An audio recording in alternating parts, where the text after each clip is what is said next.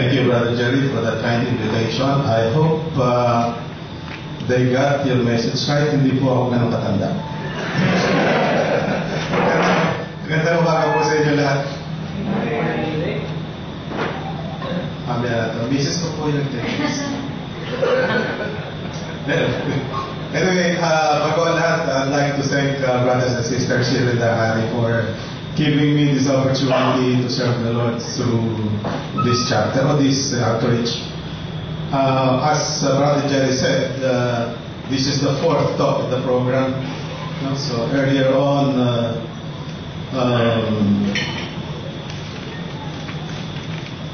you were reintroduced to the Father, to the Son, and the Holy Spirit. You were refreshed on who they are, what they are in our lives, and what are their divine attributes and character. My talk today, as Brother Jerry said, is repentance and faith.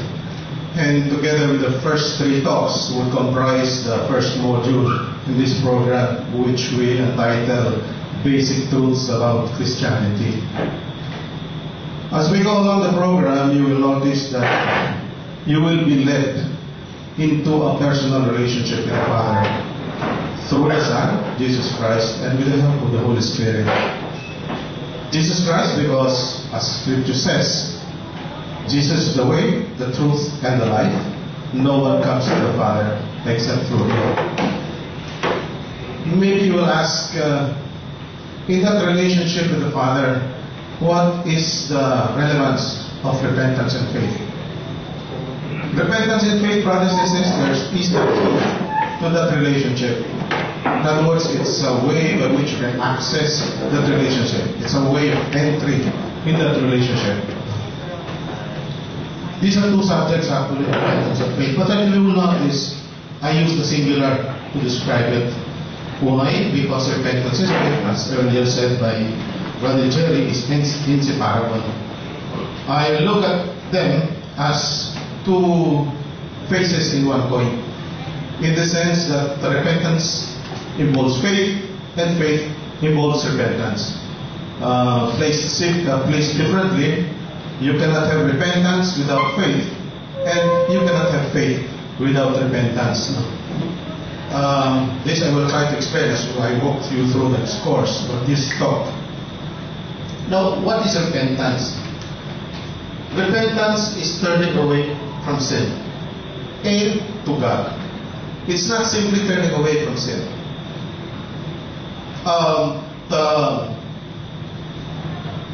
To repent does not merely mean that we should turn away from our sin, from our old ways, or our sinfulness, from our darkness. But to complete the process, you must face God and accept God in your life as your Lord and Savior. Actually, repentance is not a new topic. It's not a New Testament terminology or theme or subject.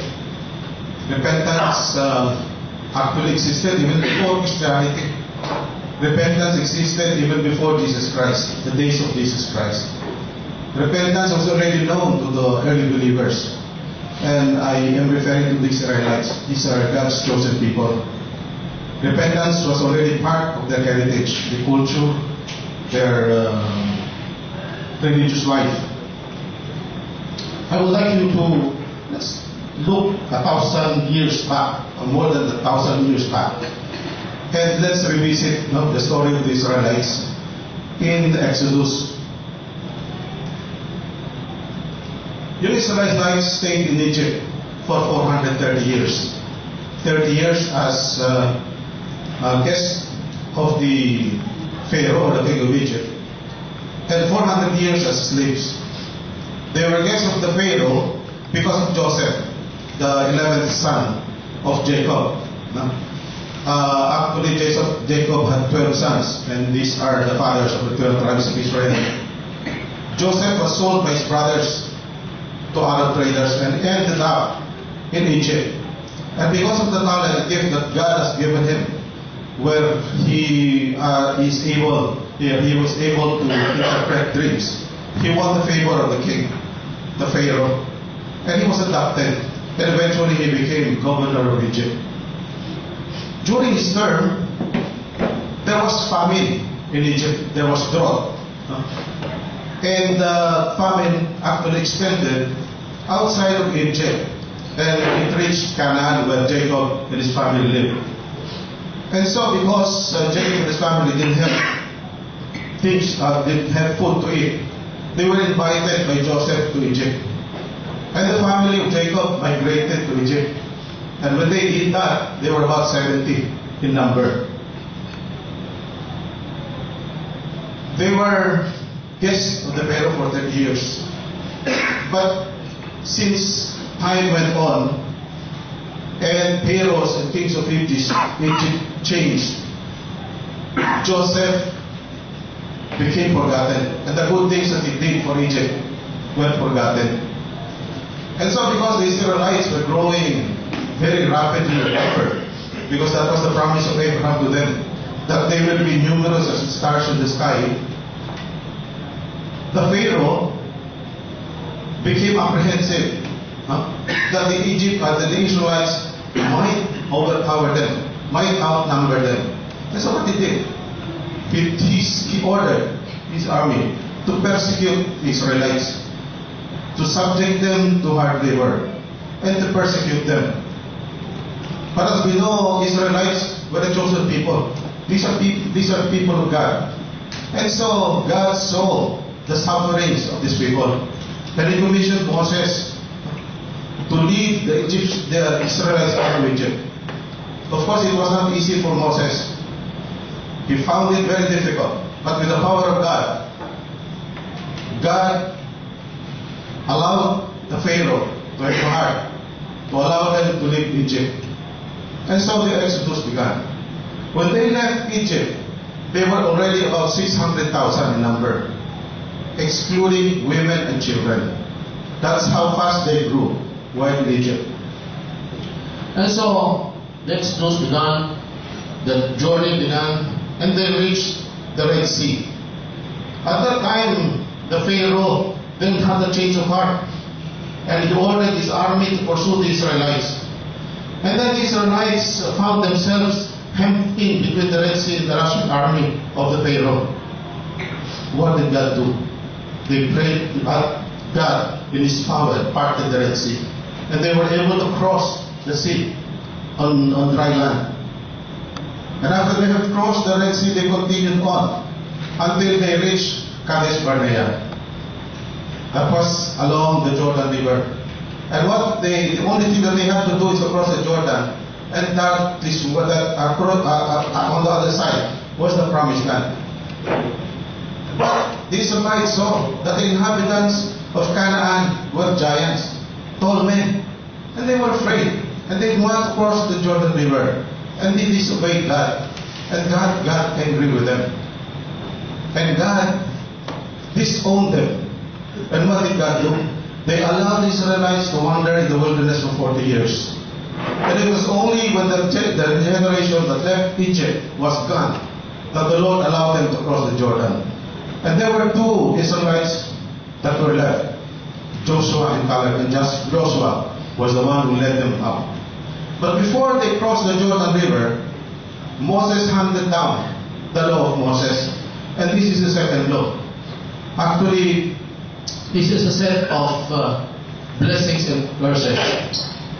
And also, Moses prophesied that the Israelites will remain stubborn, will remain stiff-necked, and that they will be dispersed into different lands.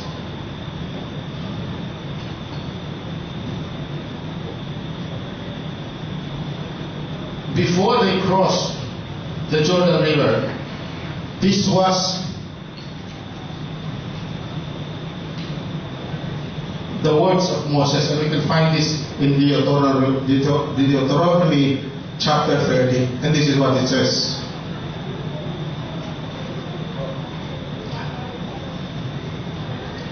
It says, "When all these things which I have set before you, the blessings and the curses, are fulfilled in you.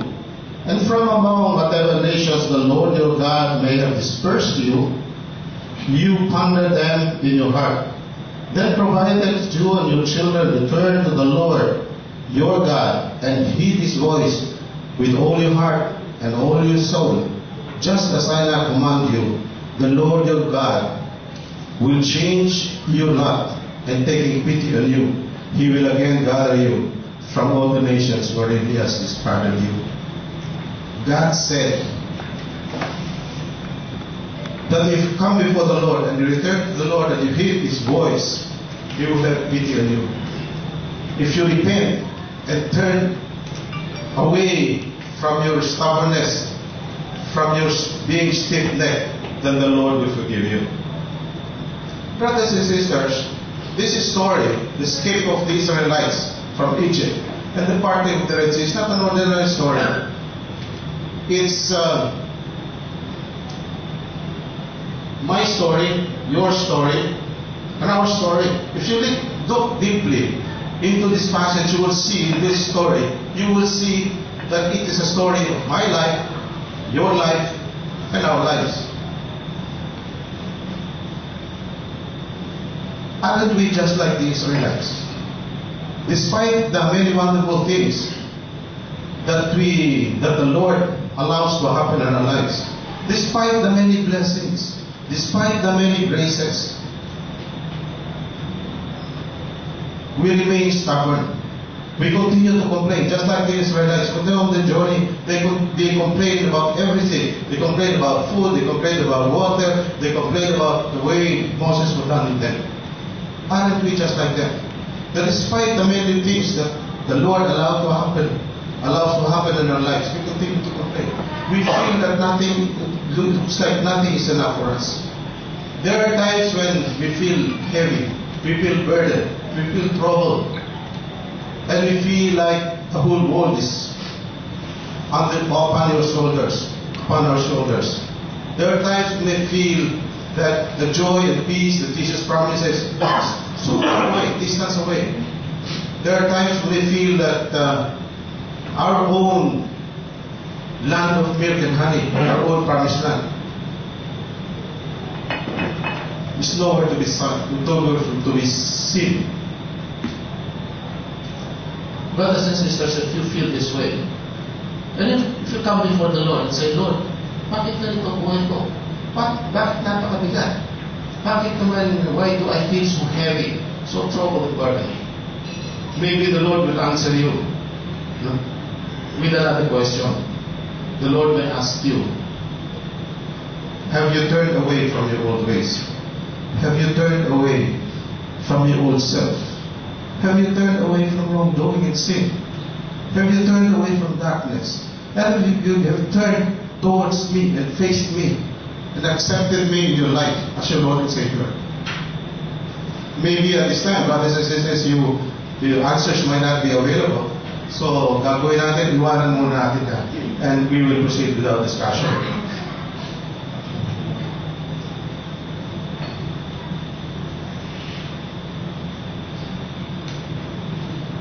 We will now look at repentance in the context of the New Testament. For 400 years, there were no prophets. The Lord spoke to the Israelites through the prophets. And there was a time when the Israelites, even the Jews or the Israelites, killed some of the prophets. And because there were no prophet at the time for 400 years, the Lord was silent as far as the Israelites were concerned. And then there was a voice that was heard in the wilderness. And this was the voice of John the Baptist. John the Baptist heralded the coming of the Messiah. He announced the coming of the Savior. And his message was, repent, for the kingdom of heaven is close at hand. John the Baptist baptized people in the Jordan River. And the people repented. He baptized people coming from Judea, Jerusalem, and the Jordan district. But there was somebody who came from Galilee. He walked down the Jordan. He wanted himself to be baptized. But John the Baptist refused because according to him, he was even unworthy. He's not fit to even to untie the sandals of this man. This man was Jesus Christ. Jesus Christ wanted himself to be baptized. And as I said, John the Baptist refused. But he could not, because Jesus insisted to fulfill the word of the Scripture. When he was baptized, the Holy Spirit descended upon Jesus like a dove, softly, like a gentle wind. And after baptism, Jesus began his teaching ministry. And his first words were, "Repent, for the kingdom of heaven is at hand." The same message that John the Baptist gave. But the difference was, while John the Baptist prophesied damnation and punishment, Jesus offered salvation. Now, we will not deal with the kingdom of God. This will be taken up in another series after the CLP. So we will focus on repentance.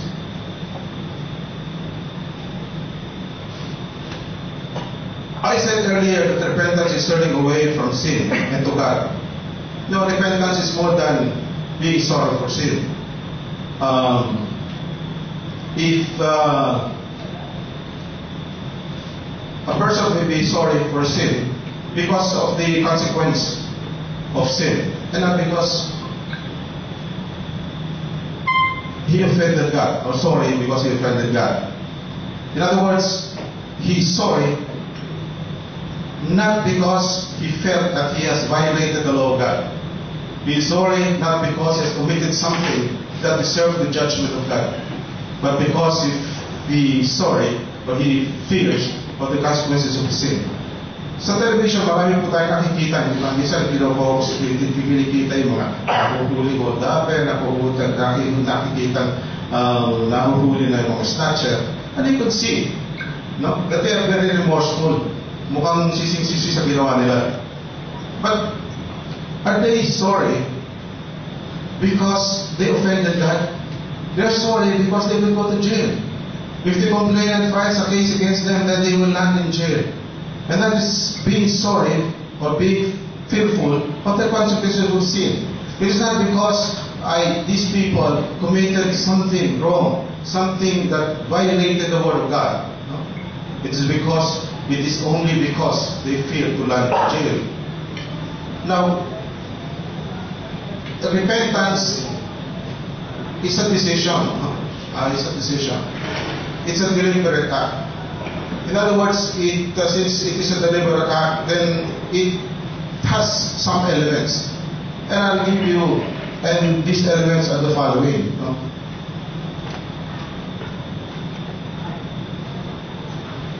One, we must be honest. Advocacy natin to be honest. Now, what does that mean? It means that we should acknowledge that we are sinners. We should acknowledge that we have committed sin. Kasi we cannot repent if you refuse to acknowledge that we are sinners.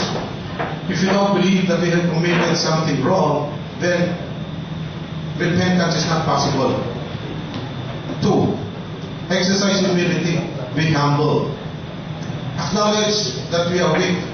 Acknowledge that because of my humanness, we are not able to repent by ourselves. We need the help of God. We have to come before the Lord and seek His help. And we cannot do it by ourselves, knowing our frailties, knowing our weakness, knowing our limitedness. Three, renounce sin. Meaning actively turn away from sin and commit not to do it again. Minsan kasi madali sabihin na nagsisisi ako. But when you turn back and wake up the following morning, you do the same things. So you have to renounce it, actively turn away from sin and commit, and decide and commit not to do it again. Ask God's forgiveness. Only God can forgive sin.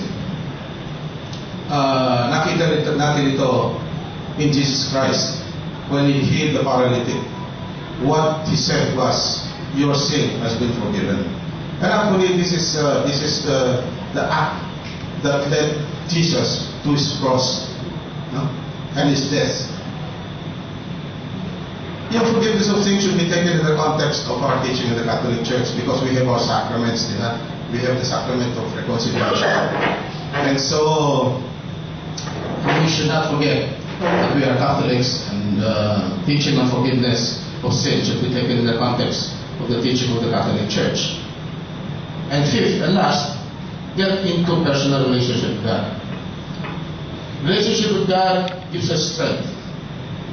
Unless we are connected with God all the time, then time and again we would fall, time and again it would be very difficult for us to be sorry for the sins that we have committed. Earlier I said that repentance involves faith. I'll give you a practical illustration of this. Di ba, most of us, at the end of each year, gumagawa tayo ng New Year's resolution, di ba? Our purpose, for betterment of ourselves, probably betterment of our relationship with people close to us, people we love, our wives, children, parents, neighbors, co-employees. When we make this resolution, it's something that is for ourselves, no? Without thought of God. So what happens is that every time we make the resolution, after a couple of months or so, we forget all about it. Why? Because God is not in the picture. God is not in the equation. There is no thought of God. It's only thought of ourselves and probably some people around us.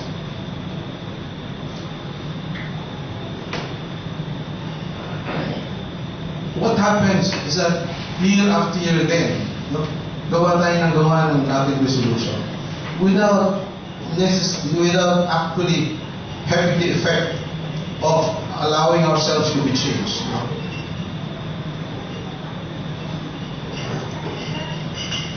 Faith involves repentance.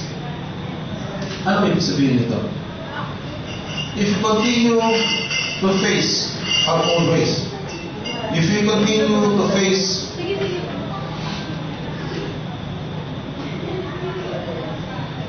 sinfulness and darkness, and we have our back turns towards God, we cannot have faith. We need to turn around. We need to face God. We need to accept Him as the Lord of our life. If we do not repent, if we do not turn around, then we cannot have faith. No?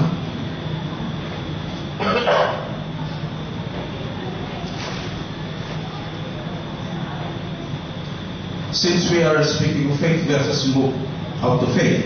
And let's take up some of the things that we should learn about faith. Ano ba yung faith? A simple definition of faith is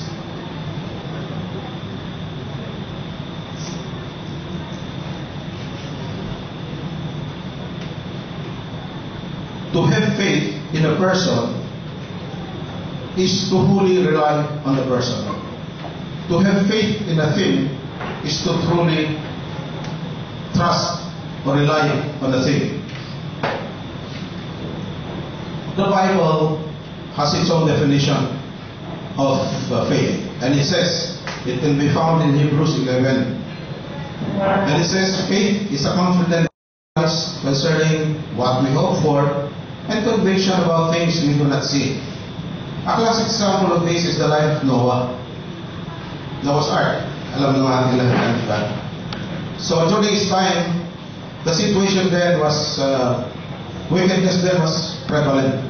Immorality was prevalent. Nations were fighting against nations. Men killing another. Men having a relationship with another man. Women having a relationship with another woman.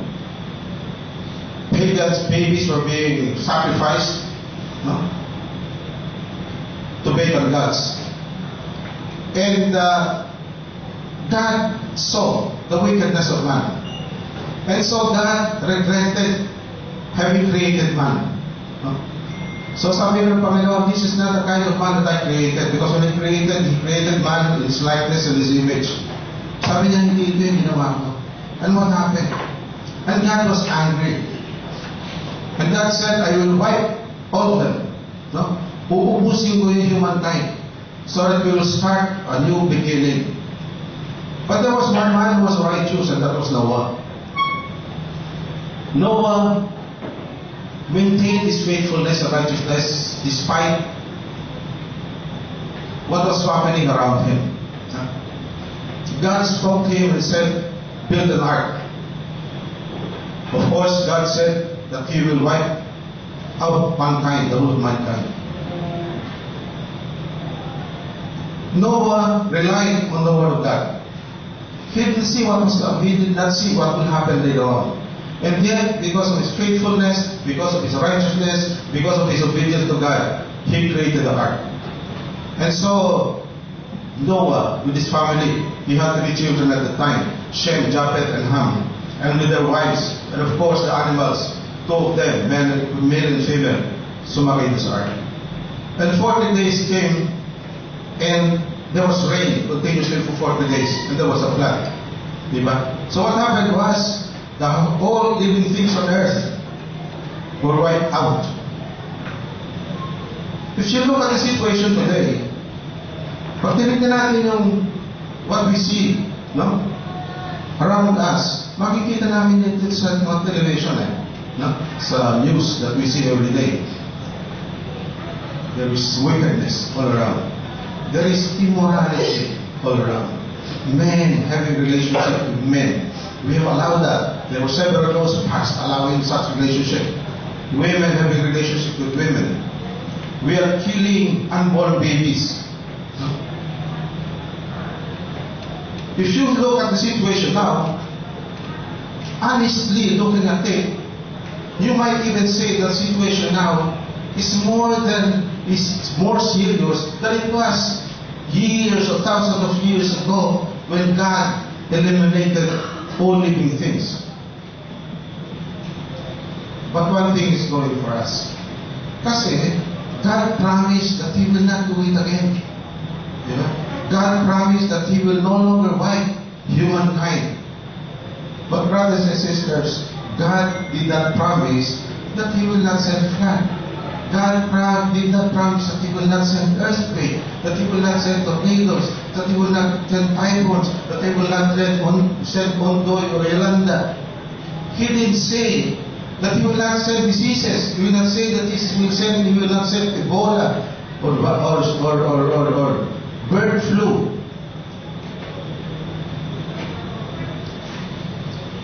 Jesus said to the Pharisees, and this is what He said: do not interpret the sun, the stars, and the moon. Read the signs of the times. The word of Jesus is true yesterday, today, and tomorrow. The word of Jesus is true today. No? Read the signs of the times. Brothers and sisters, the Lord speaks to us through the events in our lives. The Lord speaks to us through the things that are happening around us. And I suggest, brothers and sisters, that let us see the signs of the times. Let us see what God is telling us now, what is happening around us. We do not want to see the situation then during the time. No, of course that will not happen.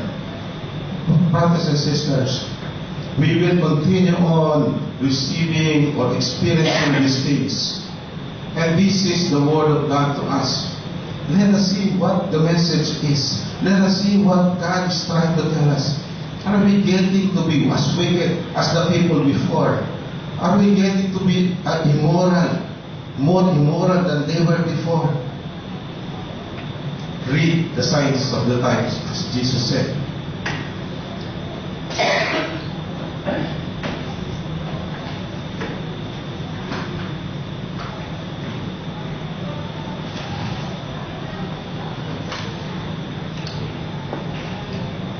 Faith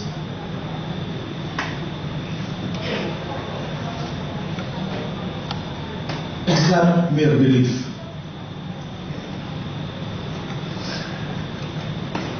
Although faith involves belief, by far the most important characteristic of faith in the biblical sense is reliance and trust.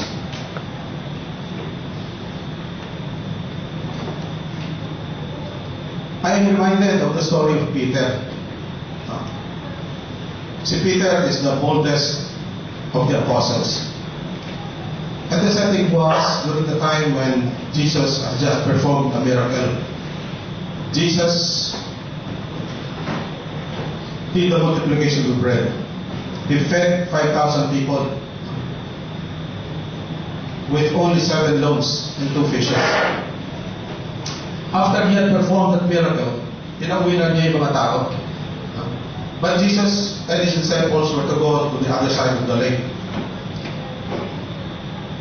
See, Jesus sent them first, ahead of him, because ang ginagawa ni Jesus.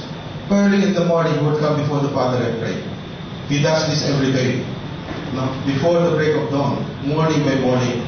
And this is the reason why the prayer of Jesus is very effective. And I think this applies to all of us also. Try praying before the Lord, before the Father, each morning before the break of dawn, and you see how powerful your prayer will be. But at any rate, Jesus was with the Father. And when he was done with his prayer, he saw the disciples far away already. As he wanted to catch up. And so what he did was to walk on water. When the disciples saw him, they were terrified. Akala nila multo. They thought that he was a ghost. But when he came nearer, they were able to recognize Jesus. And Peter, which is actually the boldest of the disciples, sabi niya, Lord, I want to come to you. Allow me to walk on water. And Jesus said, yes, of course, you come. So that's what he did. Step out of the boat and walk on water. Kaya lang, as strong as the wind came, and he knelt beside Peter, and his faith wavered. And he began to sing. And what did he do? He cried out for help. And the first thing that he shouted was to seek the help of Jesus. He said, Jesus, help me. And out of compassion, Jesus helped him, offered his hand, and he lifted them up. And what did Jesus say? Man of little faith. Brothers and sisters, we are no different from Peter. In our humanness, in our limitedness, in our sinfulness, we have the tendency to waver in our faith. And if that happens, the only thing that we can do to save us is to call out to Jesus. And Jesus, out of his love for us, will have no choice to lend his hand and lift us up. In times of distress, in times of trouble, Jesus is offering himself to us, and he cannot refuse us.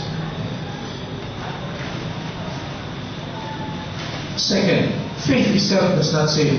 Faith itself does not save.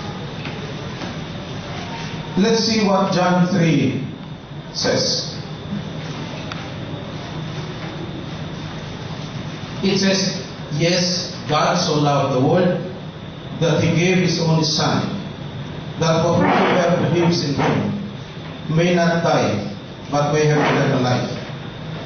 Brothers and sisters, what I'd like us to do is to focus on the Word of God. Ponder and see what the Lord will tell us with this message.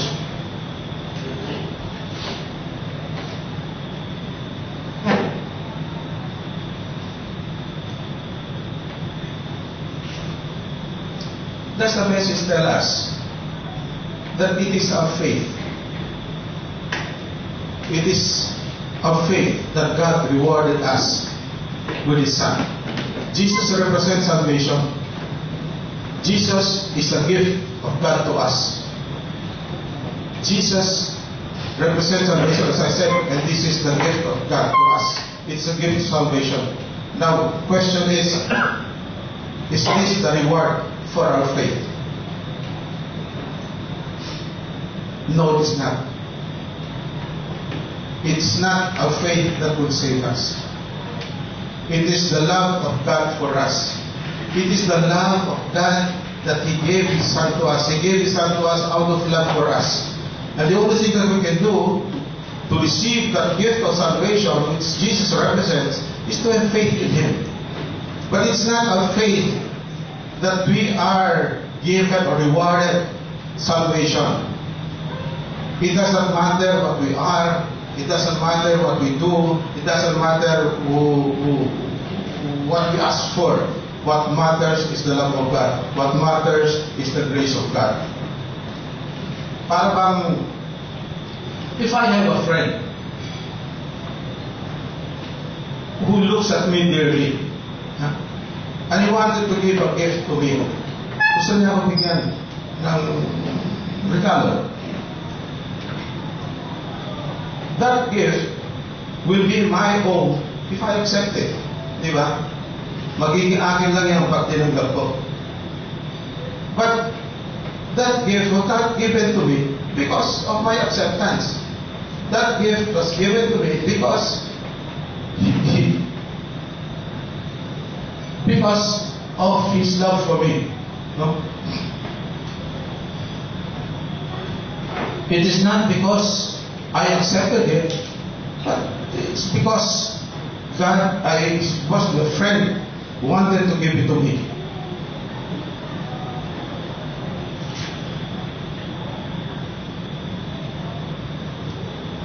We move to another one. Faith in God is not effort.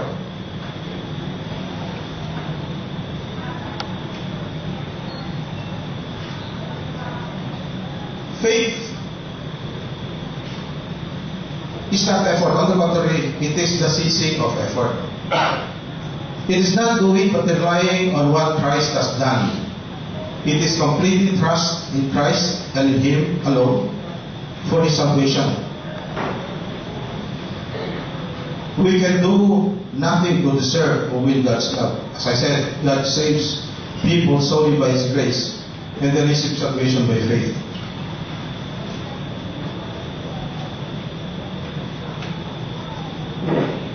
As I said, it doesn't matter what we do, but what we are. What matters is the grace of God, is the love of God. Second, next, faith is not merely an acknowledgement of certain facts. While acknowledgement of certain facts is necessary, since the believer must know who and what is he trusting in, faith is the belief by which the believer commits himself fully to Christ in complete dependence. It is not just accepting certain facts as true. Marami nagsasabi, when we invite people to the CLP, we invite people to join us for Mass and so forth and so on, etc., etc. Marami nagsasabi, hindi ko na kailangan yan. Anyway, kilala ko naman ng Panginoon. Di ba? We always feel those things.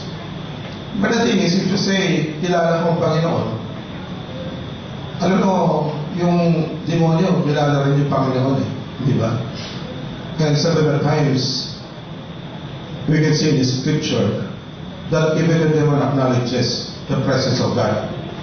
So pag sinabi mo, di ba, alam ko naman, kilala ko naman ng Panginoon, anong pinagkaiba mo sa demonyo? Di ba? Even the demon acknowledges God. Minsan, sasabihin ng iba, hindi ko na kailangan magsimba. Okay naman yan. Naniniwala naman ako sa Panginoon. The same thing. Ganon din naman yung demonyo eh. Naniniwala din naman sa Panginoon eh. So if you say, na okay na, kilala ko ang Panginoon, kilala ko naman siya eh. Naniniwala naman ako sa Kanya. Ang question is, what makes you difference from the demon? Wala kayong pinag-iba.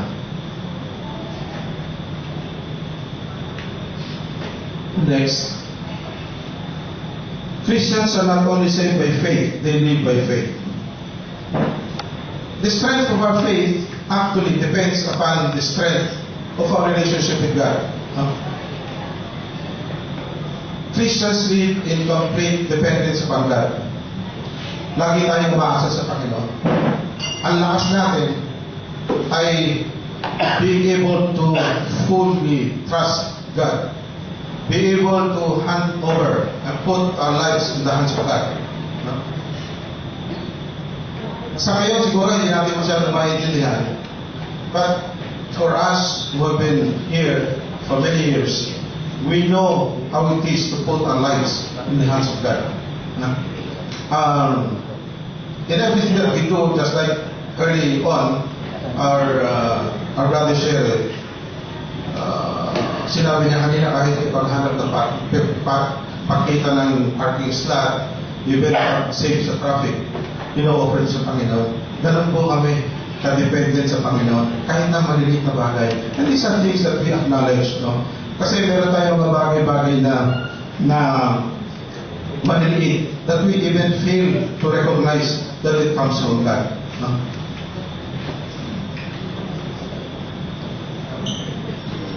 Through faith leads to regeneration.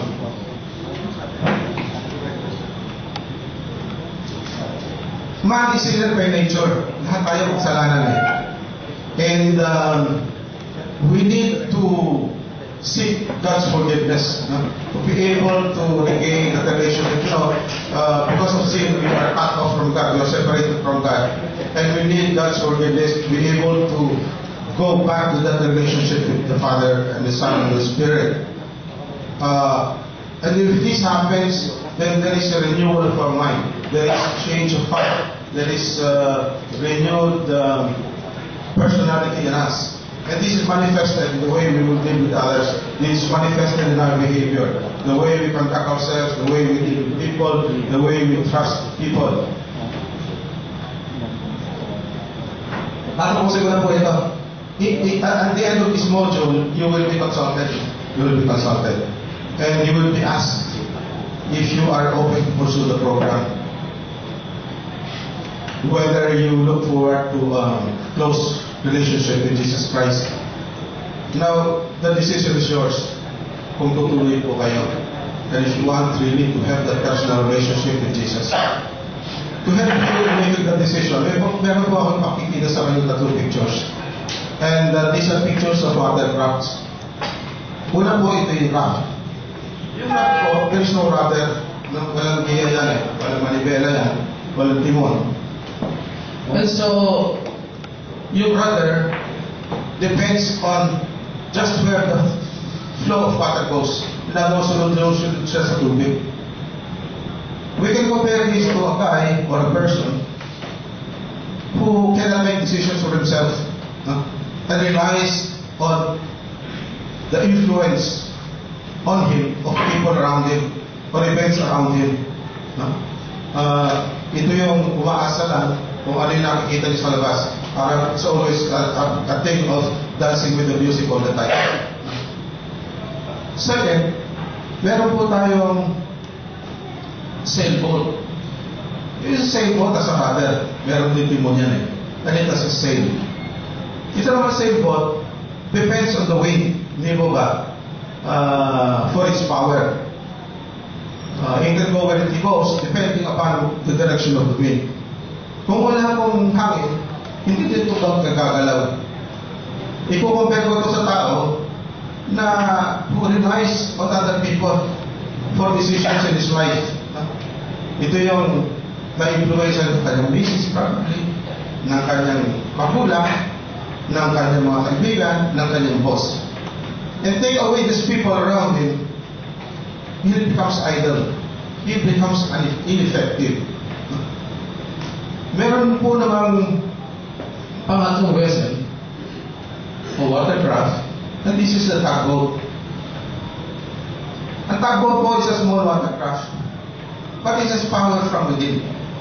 May sariling makina ito. And that engine is so powerful that it can even tow a vessel much larger than itself, than it.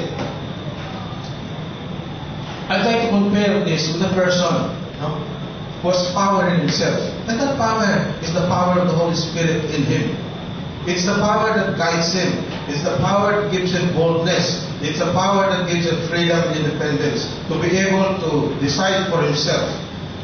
decide with the help of the Holy Spirit. This is the engine that empowers him to move. This is the engine that empowers him to live. Ang question po ngayon, brothers and sisters, alin kayo dito sa tatlong picture? Are you a rash? Are you a sailboat? Or are you a tugboat? Then the decision po is nasa inyo. No? As you make the decision, probably this illustration can help you. Yun po, maraming salamat sa inyong pakikinig.